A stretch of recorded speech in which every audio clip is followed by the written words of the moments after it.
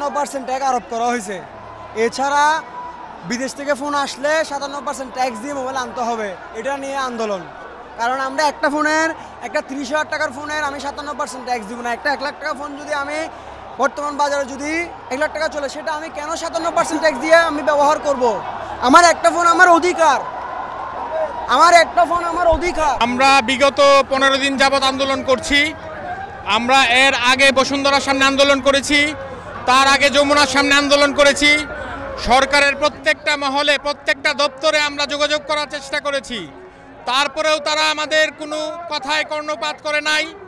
আজকের এই কর্মসূচি, আজকে ব্যবসায়ীরা কেন রাস্তায় নামবে?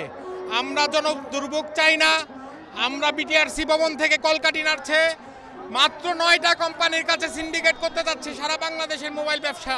আমাদের দাবি দেওয়ার থেকে আমরা চুল পরিমাণ বিন্দুমাত্র ছাড় দেব না। আমাদের দাবিগুলি ন্যায্য এবং যৌক্তিক। যেহেতু আমরা যৌক্তিক এবং ন্যায্য দাবি নিয়ে আজকে সারা বাংলাদেশের মোবাইল ব্যবসায়ীরা এই বিটিআরসি ভবনের সামনে এসেছে, সুতরাং আমাদের দাবি দেওয়া না মানা পর্যন্ত আমাদের এইখান থেকে রাস্তা ছাড়ার কোনো উপায় নাই।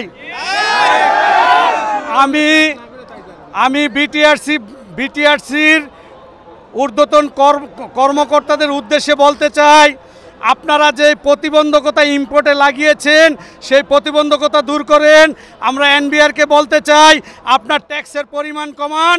আমরা এলসি দিয়ে বৈধভাবে ট্যাক্স দিয়ে মাল এনে এই দেশের ব্যবসায়ীরা ব্যবসা করতে চায়। কেন আপনারা কর্ণপাত করছেন না?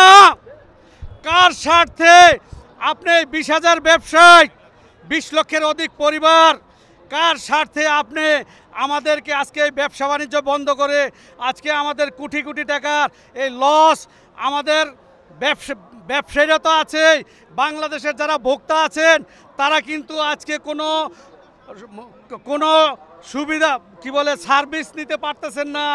আজকে রাস্তায় মোবাইল ব্যবসায়, অ্যাক্সেসরিজ ব্যবসায়, মোবাইল সার্ভিসিং সকল প্রতিষ্ঠান বন্ধ করে আমরা রাস্তায় নেমেছি।